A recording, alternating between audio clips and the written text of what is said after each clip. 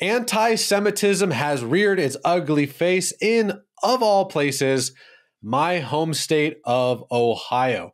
An Applebee's in Miamisburg was defaced with a swastika and messages like F Jews. CBN's Billy Hallowell joins me now. Billy, what was your initial reaction?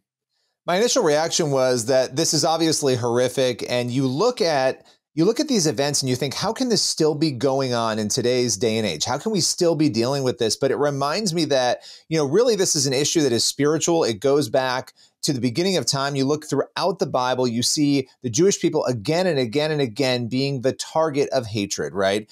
And it also calls us to diligence in the era in which we're living right now. So it's heartbreaking, but it reminds me of the spiritual implications of the times in which we live. I think for me, I used to watch these documentaries and movies about the Holocaust, and I would think to myself, oh, well, if that ever happened in my neck of the woods, I'd stand up and do something. And I really do believe that I would. But, when you see anti-Semitic things in Stockholm or London or, some places in the Middle East or even in places like Columbia University, you're like, okay, like, not that I excuse it, but like, it's not totally shocking.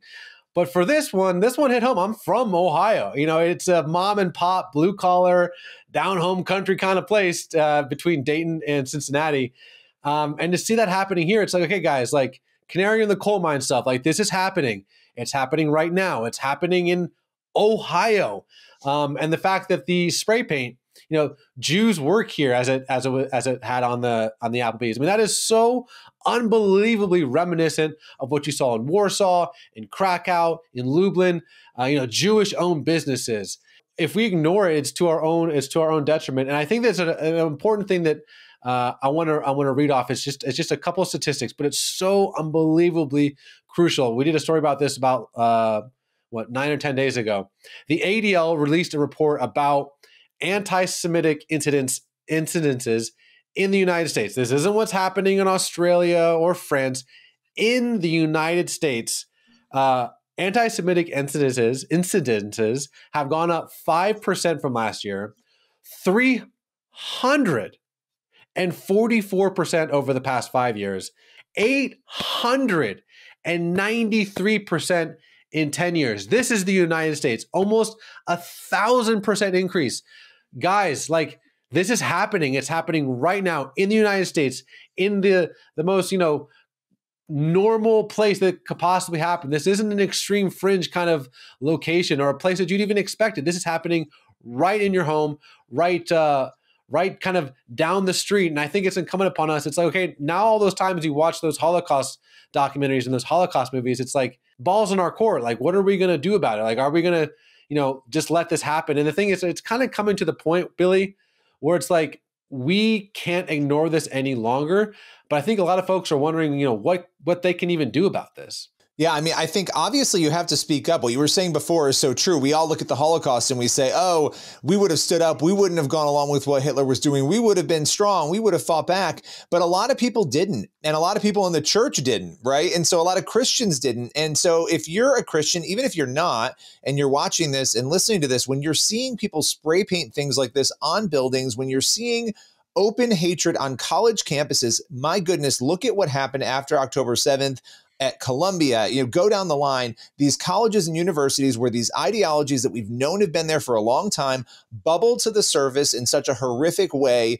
Again, I'm all for free speech, but you're watching young people in certain groups be sympathetic to Hamas, a terror organization that hates the Jewish people simply because they are Jewish. It's horrific. So we have to speak up to answer your question. We've got to speak up. We've got to be present. I even think about the responsibility we have in media, right? People in Hollywood, universities, these areas got so bad. They got where they are because Christians retreated and are no longer present. We need to have a presence in those areas to help reshape. But I think on the day-to-day, be willing to speak out against these evil horrors that we see in places like what we saw in Ohio. I'm obviously I've been very connected with Israel and the Jewish people. I've been to Israel a bunch of times, and I've spent a lot of time again studying the Holocaust. And when I talk to my Jewish friends in places like Georgia and Australia, South Africa, obviously, the word that keeps coming up, and I think this is important for us to hear, when I talk to them, especially since October 7th, the word that they say is fear, scared. We're scared to show our Jewishness. We have to beef up security at our synagogues. I'm not Jewish, Billy. You're not Jewish, Billy.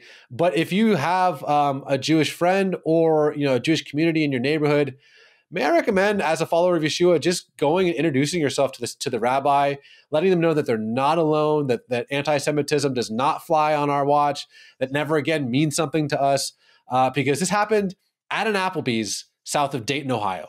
And so we need to do something about it. And my encouragement is, I don't know what it might look like for you, but just seeing this video or seeing an article and saying, that's terrible. I think we're past that time. I think it's time for us to actually start doing something about it. Billy, I'll give you the last word. Yeah, I mean, I think the fact that you've got almost a 900% increase in 10 years shows that people are awfully comfortable doing and saying these things. They're awfully comfortable being openly anti-Semitic. Even if they're spray painting it in the middle of the night, they're willing to do it. And you have to make people uncomfortable. But of course, beyond that, you want to change the hearts and the minds, and you've got to engage with the truth in order to do that. And recognize that you are in a spiritual battle and that you've got to pray through it as well.